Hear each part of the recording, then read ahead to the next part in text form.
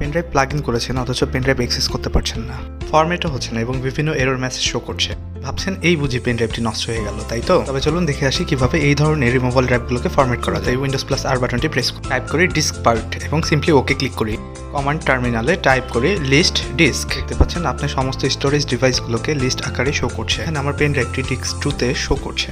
এরপর টাইপ করি select disk 2, যেহেতু আমার পেনড্রাইভটি ডিস্ক 2-তে অবস্থান করছে। তারপর এন্টার বাটনে প্রেস করি। পেনড্রাইভের পূর্বের পার্টিশনটি ক্লিন করার জন্য সিম্পলি টাইপ করি ক্লিন এবং আবার এন্টার প্রেস করি। পার্টিশনটি সাকসেসফুলি ক্লিন হওয়ার পর টাইপ করি ক্রিয়েট পার্টিশন প্রাইমারি এবং এন্টার প্রেস করি।